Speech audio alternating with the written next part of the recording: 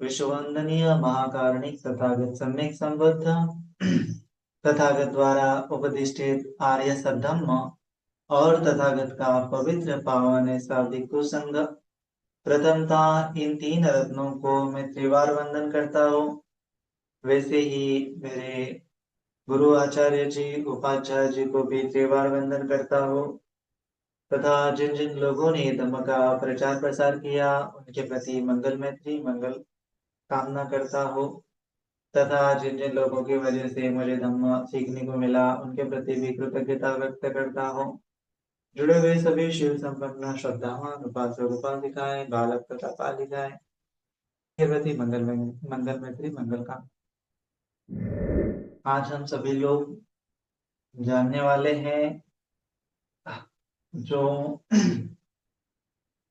भगवान जी के गुण हैं, बुद्ध गुणों के बारे में, धम्म गुणों के बारे में और संघ गुणों के बारे में हम विस्तार से जानेंगे।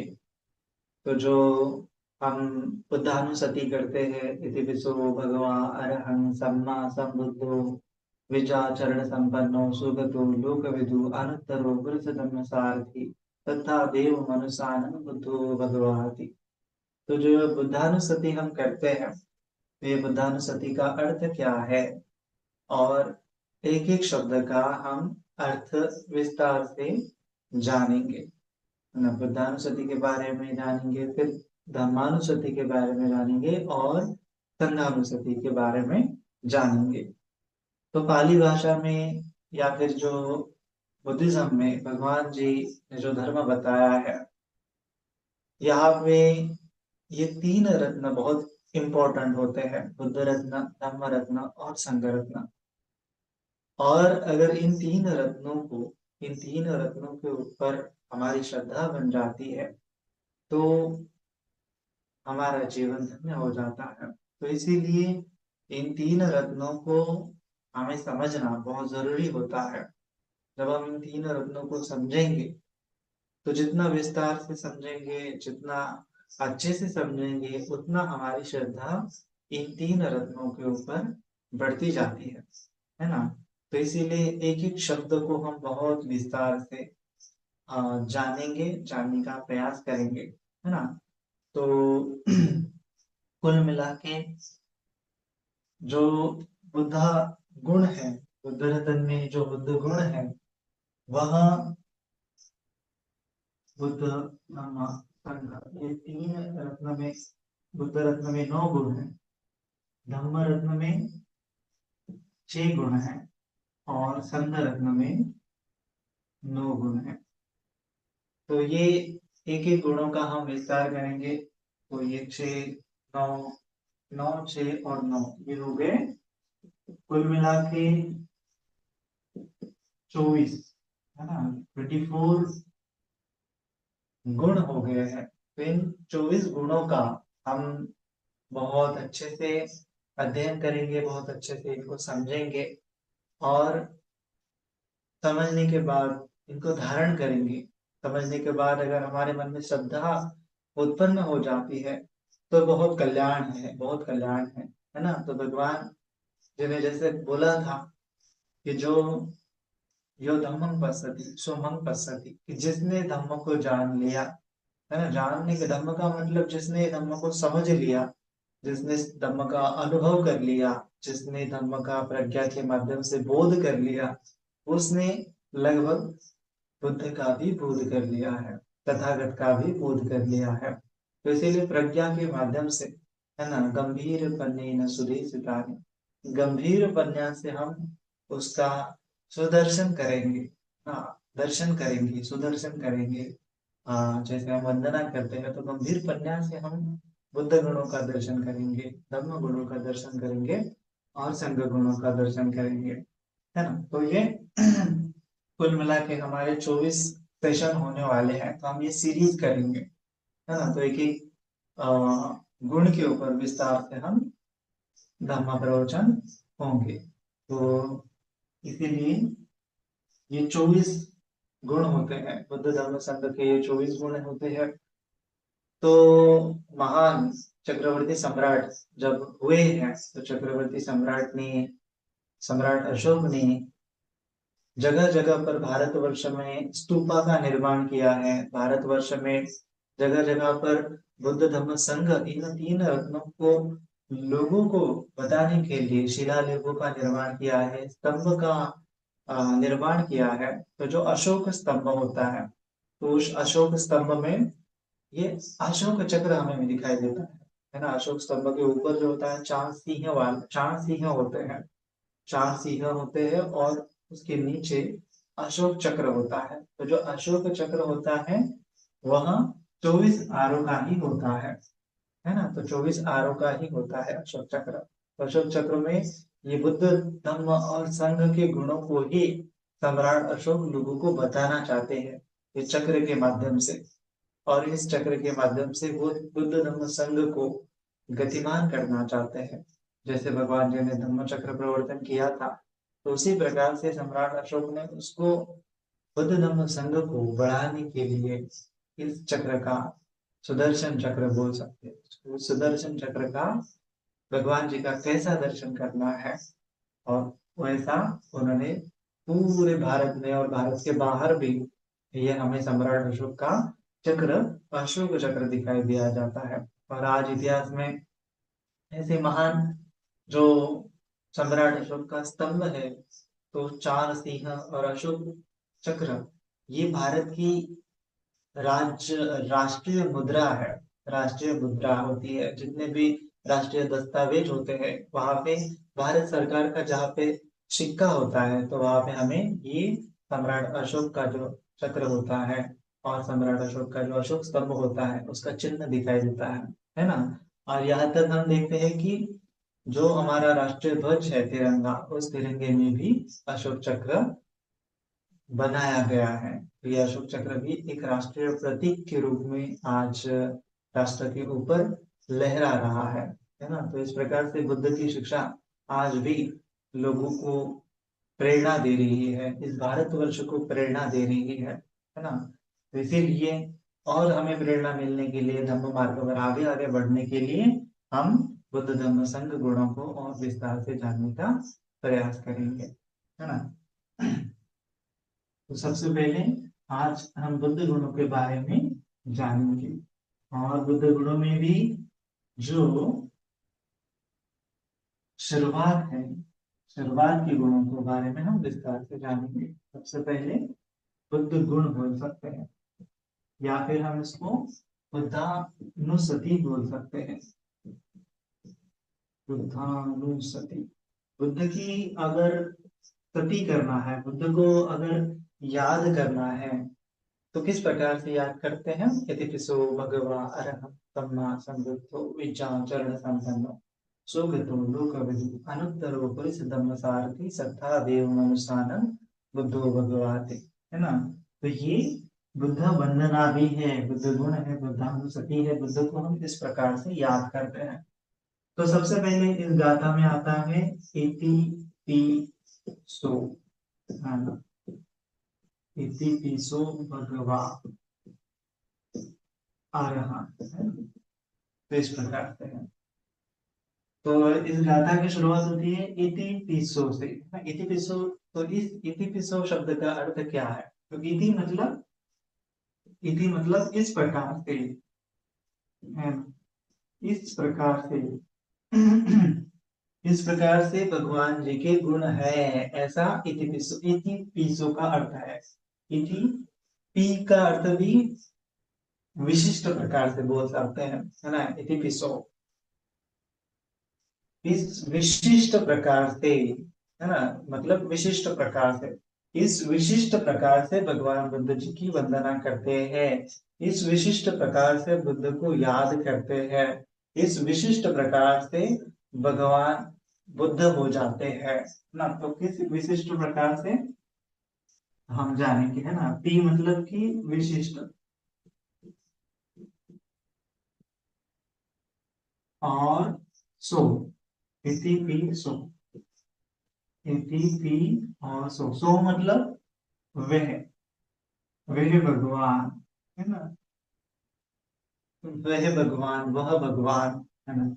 इस विशिष्ट प्रकार से हम उस है ना, वह उस भगवान उस भगवान जी को, वह भगवान जी को हम याद करते हैं, उनके गुण को जानते हैं, उनके गुण को बोलते हैं, उनके गुण को अनुस्मरण करते हैं। इस प्रकार से, है ना, इस प्रकार से वह भगवान सम्यक संबुद्ध है। इस प्रकार से वह भगवान सम्यक संबुद्ध है ना, ऐसा भी बोला जाता है। तो इति पिसो, तो ये शुरुआत है पाली भाषा के, ये शब्द है। ठीक है, तो ये पाली भाषा आज से 2500 साल पहले, ये मगध जो राज्य था, जो पटना बिहार का प्रदेश है, तो इस मगध राज्य में ये पाली भाषा बोली जाती थी। तो इसी पाली भाषा में, ये पाली भाषा को बहुत लोग जानते थे, समझते थे, तो इसीलिए भगवान जी ने लोक भाषा में अपना धर्म बताया था। ये पाली भाषा ही भगवान बुद्ध जी की मूल भाषा रही है, और इसको ही भगवान जी ने बार बार उपदेश किए हैं, बार बार इसको, पाली भाषा को बताया है, पाली भाषा को तैयार किया है, पाली भाषा को बनाया है, ऐसा भी हम बोल सकते हैं। क्योंकि भगवान जी ने जब पाली भाषा का प्रयोग किया, तो उन पाली भाषा के जो शब्द है, उन एक एक शब्दों का भगवान जी ने व्याख्या करते हुए, विश्लेषण बताते हुए, धातु के साथ बताते हुए, इसका मूल धातु क्या है, एक एक शब्द का मूल धातु क्या है ना, ऐसा बताते हुए भगवान जी ने अपना धर्म बताया है। इसीलिए स्वाक्षात तो भगवता धर्म, व्याख्या करके करके भगवान जी ने अपना धर्म बताया था। तो इसीलिए हमें भी क्या करना है, व्याख्या कर करके सार्थ स व्यंजनम, है ना, सार्थ स व्यंजनम धर्म को सीखना है, कि व्यंजन तो सीखना ही है, उसका अर्थ भी सीखना है ना। और अर्थ क्या होता है, जो शब्द आता है, हर एक शब्द जब आता है किसी भी भाषा में, तो एक आधा शब्द जो होता है, किसी अन्य वाक्य में उसका अलग मीनिंग होता है, और किसी अन्य वाक्य में उसका अलग मीनिंग हो सकता है ना। ऐसा बहुत बार ऐसे शब्द हमें सुनने को, देखने को मिलते हैं। तो उसी प्रकार से व्यंजन हमें पता होता है। भगवान जी ने बोला सार्थ स व्यंजन, व्यंजन तो पता करना है, लेकिन उसका अर्थ भी पता करना है, कि इस फलाने फलाने वाक्य में इस व्यंजन का, व्यंजन मतलब शब्द, इस शब्द का अर्थ ये होता है, और यही शब्द का अर्थ इस वाक्य में ये होता है ना, इस वाक्य में ये होता है। तो इस प्रकार से हर शब्द का अर्थ अगर समझेंगे, और तो क्या होता है, वो धर्म जो होता है सही मायने में प्रकाशित होता है हमारे मन में, है ना। सार्थ स व्यंजनम परिपूर्णम, केवलम परिपूर्णम धम्म प्रकाशितो, ऐसा बोला है। तो ठीक है, आगे बढ़ते हैं, इति पिसो भगवा। तो आज का हम शब्द जानेंगे भगवान जी का पहला गुण, भगवा। तो ये भगवा शब्द जो होता है पाली भाषा का शब्द है। इसको आम हिंदी में, मराठी में हम भगवान बोल देते हैं। जब ये भाषा का, पाली भाषा का शब्द मराठी में, हिंदी में ट्रांसलेशन होता है, तो इसको भगवान बोला जाता है ना। तो अभी ये भगवान शब्द जो होता है, आज तो पूरे भारतवर्ष में भगवान भगवान, अलग अलग प्रकार के भगवान है ना। तो भगवान कोई बोल देता है, तो उसको देख, उसका इमेजिनेशन में ऐसा आता है कि कोई आकाश में बैठा हुआ है, और वो जो है लोगों को देखता है, लोगों को दंडित करता है, जिसने सृष्टि को बनाया है। ऐसा उसके मन में भगवान शब्द के प्रति एक धारणा बनी हुई होती है, अर्थ बना हुआ होता है। लेकिन पाली भाषा में ऐसा बिल्कुल भी नहीं है ना।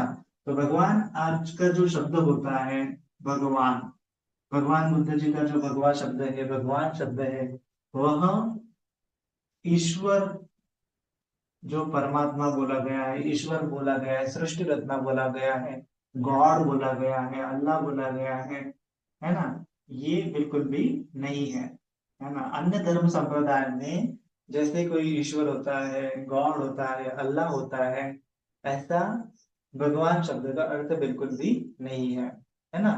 भगवान बुद्ध मतलब केवल एक साधारण व्यक्ति है, मनुष्य है। और ये मनुष्य ने कोई सृष्टि निर्माण नहीं किया है, ये मनुष्य कोई लोगों को दंडित नहीं करता है।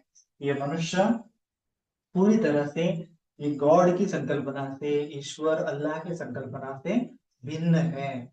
है ना। तो भगवान शब्द का समानार्थी शब्द गॉड, ईश्वर, अल्लाह बिल्कुल भी नहीं है। ये बात हमेशा हमें ध्यान में रखना है ना। क्योंकि भगवान ये शब्द का अर्थ क्या है कि भगवान शब्द जो होता है भगवान बुद्ध के लिए यूज किया गया है। भगवान ये शब्द भगवान बुद्ध जी के लिए तो इस्तेमाल किया गया है भगवान जी के समय में। तो अगर हम त्रिपिटक में देखेंगे तो भगवान शब्द हजारों हजारों बार आता है। 84,000 सूक्त में लगभग हर सूक्त में लगभग ज्यादातर सूत्रों में भगवान शब्द जो होता है आता है ना। कोई भिक्षु भगवान जी के पास आता है, भगवान को याचना करता है, भगवान ने ऐसा कहा। तो ये भगवा शब्द हमेशा भगवा भगवा भगवा एवं में सुतंगीकम समय भगवा, है ना। भगवा यहाँ विहार कर रहे थे, श्रावस्ती में विहार कर रहे थे, ऐसा ऐसा बोला जाता है। तो ये भगवा शब्द जो होता है इतना प्रसिद्ध हुआ, है ना। भगवा बुद्ध, भगवान बुद्ध, भगवान बुद्ध। तो जैसे जैसे बुद्धिज्म बढ़ा, पूरे भारतवर्ष में फैला, तो क्या हुआ, भगवा ये शब्द बहुत प्रसिद्ध हुआ, है ना। और बहुत प्रसिद्ध हुआ तो बाकी के अन्य धर्म संप्रदाय के लोग क्या सोचते थे कि ये जो बुद्धिस्ट लोग हैं अपने शास्त्रा को, अपने मार्गदाता को भगवान ये शब्द प्रयोग करते हैं, तो क्यों ना हम भी हमारे मार्गदाता को, शास्त्रा को भगवान शब्द प्रयोग करें। तो हर कोई क्या करने लगा, फिर अपने मार्गदाता को, धर्म संस्थापक को भगवान शब्द यूज करने लगा। और धीरे धीरे धीरे धीरे सालों के बाद, है ना, भगवान जी के सैकड़ों सालों बाद क्या होता है कि अलग अलग धर्म संप्रदाय आते हैं और फिर वो अपने धर्म संप्रदाय के जो संस्थापक होते हैं उनको भगवान कहते हैं। लेटर ऑन भगवत गीता जैसे शब्द ग्रंथ भी लिखे जाते हैं, उसमें भी भगवान को शब्द प्रयोग गॉड के समानार्थी यूज किया गया है। लेकिन पाली भाषा में मूल रूप से देखेंगे तो ये ऐसा बिल्कुल भी नहीं रहा, है ना। तो क्योंकि ये बहुत प्रसिद्ध हो गया पाली भाषा का शब्द, तो जैसा का तैसा उसको संस्कृत में उठा के डाल दिया, है ना। ऐसे बहुत सारा संस्कृत के पाली भाषा के शब्द संस्कृत में जैसे के तैसे डाल देते हैं। तो ये भगवा शब्द भी उनमें से एक है। तो ये बहुत इंपॉर्टेंट शब्द है, पूरा पाली साहित्य का इंपॉर्टेंट शब्द है, बुद्धिज्म का इंपॉर्टेंट शब्द है। और ये बहुत फेमस होने की वजह से आज ये ईश्वर का समानार्थी शब्द बन चुका है, लेकिन इसका मीनिंग बिल्कुल भी ईश्वर नहीं होता है। तो भगवान इस शब्द का अर्थ होता है, पाली भाषा में इसका डेफिनेशन आता है ना। भगवा, तो भगवा मतलब ये दो शब्दों से बना हुआ है, भग प्लस वा। तो भग मतलब क्या होता है, भग्न करना, खंडित करना, है ना। भग्न करना, खंडित करना, टुकड़े टुकड़े करना, तोड़ देना। और वान मतलब क्या होता है, वान, वासना, तृष्णा, है ना। वासना, तृष्णा इत्यादि जो मन को बांधे रखने हुए वाले विचार है, क्लेश है, उसको वान बोला जाता है। तो जिसने अपनी तृष्णाओं को, वासनाओं को भग्न कर दिया, ऐसे व्यक्ति को भगवान बोला गया है ना। जिसने अपनी वासना को, तृष्णा को भग्न कर दिया, खंडित कर दिया, तोड़ दिया, उसको भगवान बोला जाता है। इसी प्रकार से दूसरा शब्द हमें मिलता है, निर्वाण भी मिलता है ना। निर्वाण भी ये शब्द हमें मिलता है। तो यहाँ पे भी क्या है, निर्वाण भी ये दो धातु से बना है, निर प्लस वान, है ना। जहाँ पे निब्बान है बेसिकली हिंदी में, पाली भाषा में। लेकिन हिंदी में निर्वाण बोलेंगे तो निर्वाण, निर मतलब नहीं है और वान मतलब तृष्णा। जिस तृष्णा नहीं है ऐसी जगह को निर्वाण बोला जाता है ना। तो ये भगवान और निर्वाण सिमिलर सिमिलर शब्द हमें दिखाई देते हैं, है ना। तो इस प्रकार से ये पाली भाषा के ही शब्द है, ऐसा हम समझ सकते हैं। तो इसीलिए हर एक शब्द का व्याख्या, हर एक शब्द का डेफिनेशन पाली भाषा में त्रिपिटक में हमें दिखाई देता है। तो भगवान का डेफिनेशन क्या आया है, भग रागो भग दोषो, भग रागो भग दोषो, भग मोहोति भगवान, है ना। भग मोहोति भगवान,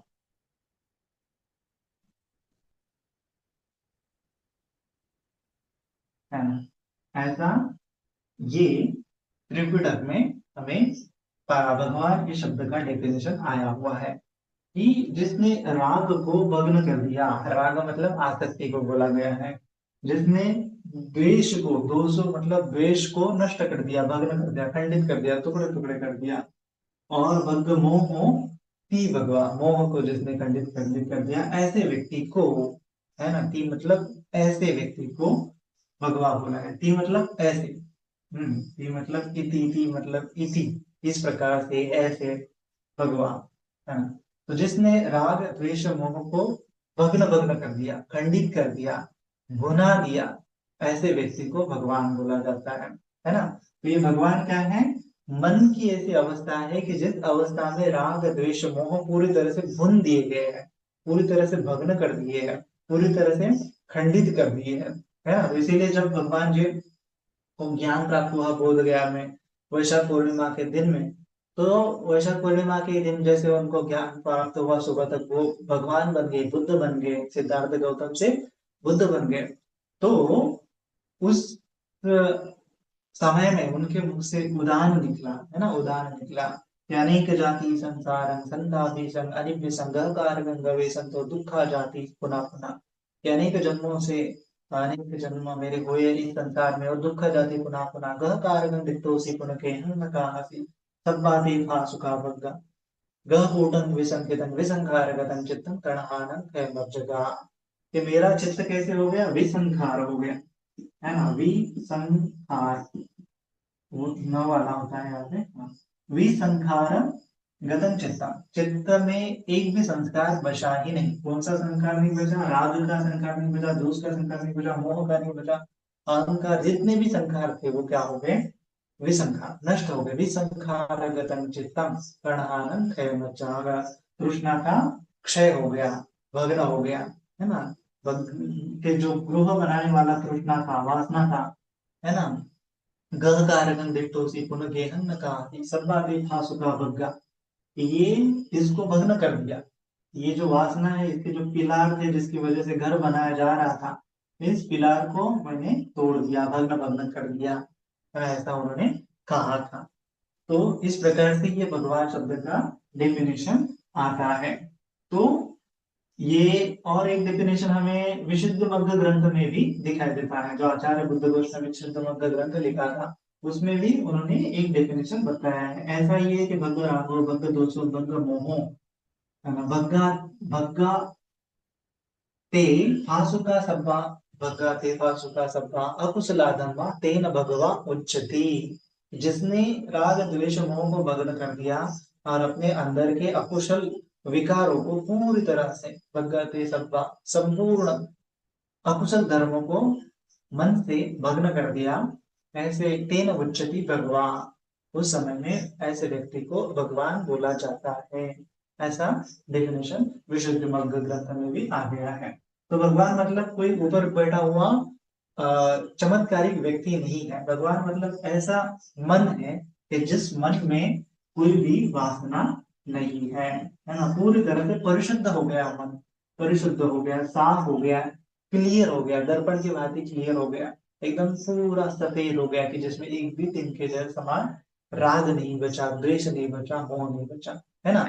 और ऐसा व्यक्ति का जो मन है वो हमेशा निर्वाण में रहता है, लोकोत्तर भूमि में रहता है, वो नीचे नहीं आता है ना। उसके मन में विकार नहीं उत्पन्न होते हैं, पूरी तरह से नष्ट हो गए, है ना। तो जैसे कोई बीज होता है ना, बीज होता है, और उस बीज को हम लगाते हैं तो उसको पेड़ लगता है, पौधा लगता है, फल लगते हैं।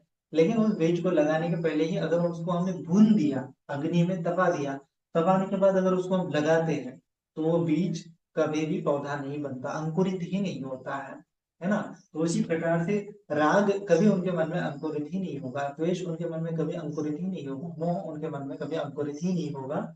ऐसे व्यक्ति को भगवान बोला जाता है ना। तो ये भगवान शब्द का अर्थ है, इम्पोर्टेंट अर्थ है। और ये भगवान मतलब कोई आसमान से आया हुआ अवतार लिया हुआ व्यक्ति नहीं है। तो ये कोई भी बन सकता है, कोई भी साधारण सिद्धार्थ गौतम जैसा एक साधारण राजकुमार भी, साधारण मनुष्य भी भगवान बन सकता है ना। तो भगवान जी ने बोला है कि ये भगवान ये बुद्ध की अवस्था हर कोई प्राप्त कर सकता है।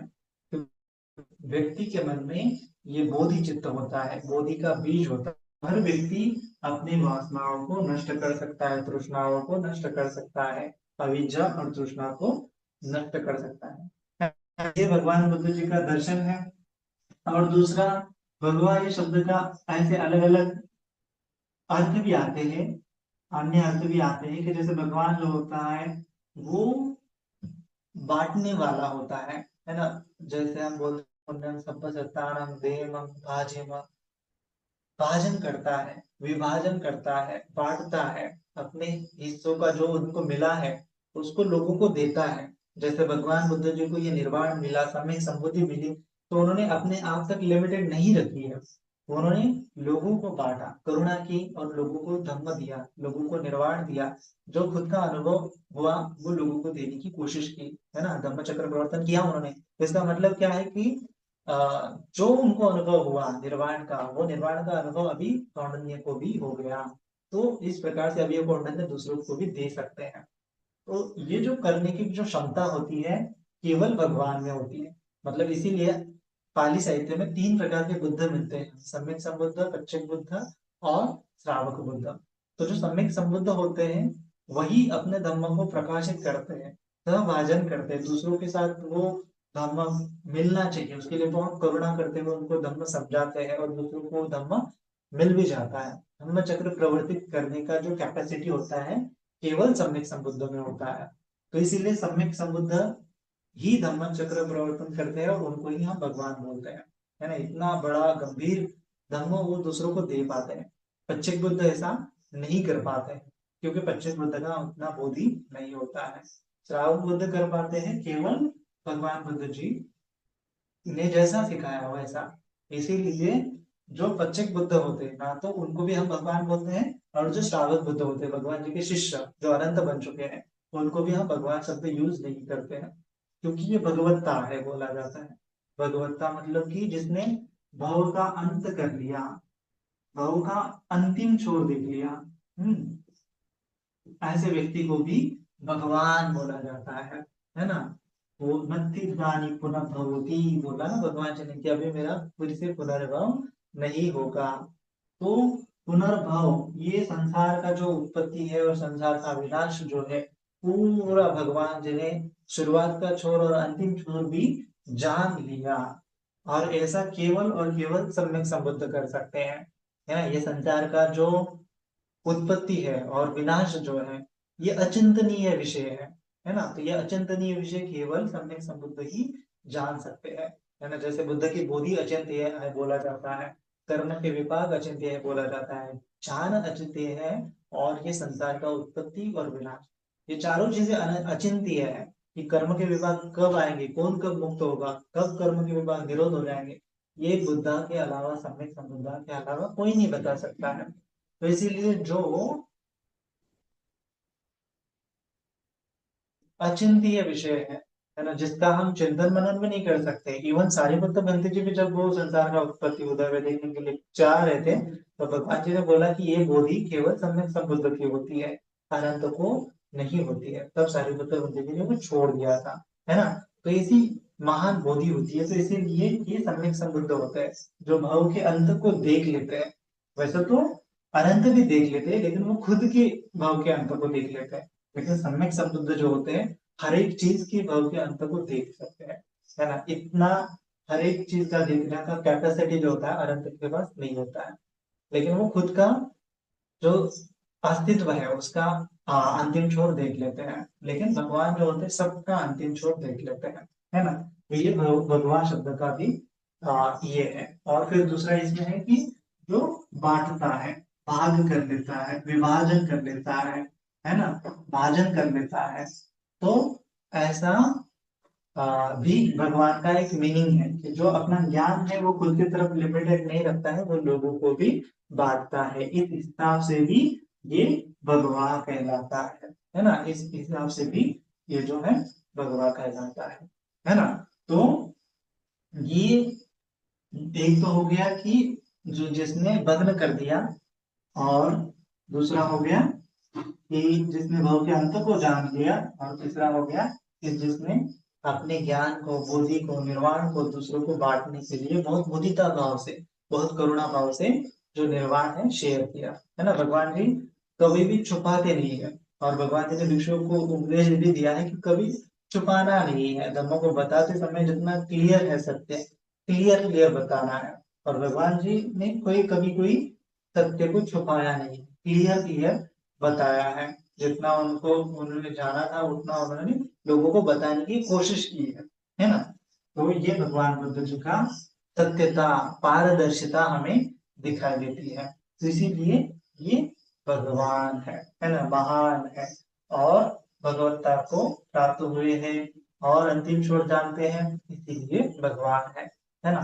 तो वैसे तो बहुत बहुत भगवान जी के गुण होते हैं, लेकिन ये तीन बहुत इंपॉर्टेंट है कि जिसके कारण ये भगवान शब्द बना हुआ है ना। तो इतना भी जान लेने से हम जान सकते हैं कि भगवान ये शब्द जो है इसका सार्थ व्यंजन क्या होता है। इसका व्यंजन हमने जान लिया, और इसका अर्थ भी हमने जानने का कोशिश किया। तो इस प्रकार से भी भगवान होता है, और भगवान का शब्द कोई ईश्वर, गॉड, अल्लाह वगैरह नहीं होता है, ये भी हमें हमेशा ध्यान में रखना है। ठीक है। तो भगवान ये मन की अवस्था है, मन का बोधि की अवस्था है, मन के ज्ञान की अवस्था है, और निर्मल मन की अवस्था है, परिशुद्ध मन की अवस्था है, स्वच्छ मन की अवस्था है, पवित्र मन की अवस्था है ना। तो इस अवस्था में ना तो कोई विकार है, ना तो कोई दुख है। इस मन की अवस्था में परम सुख है ना, निब्बानम परमम सुखम। तो विहार करते हैं भगवान। तो इसलिए भगवान जी ये पूरे हल्के होते हैं, पूरा ब्रह्मांड का अनंत ज्ञान उनके पास होता है। तो ये भगवान, ठीक है।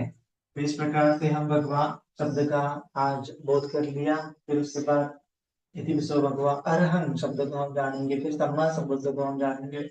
विद्याचरण संपन्न, सुगतो लोकविदु, अनुत्तरो पुरुष धर्म सारथी, श्रद्धा देव मनुष्यान बुद्धो भगवाती। इस प्रकार से भगवान जी के 9 गुणों के बारे में अगले सेशंस में हम चर्चा करेंगे। ठीक है, आज के लिए इतना ही। सभी का मंगल हो, सभी का कल्याण हो, सभी जन सुखी हो, सुखी हो, सुखी हो। साधु साधु साधु।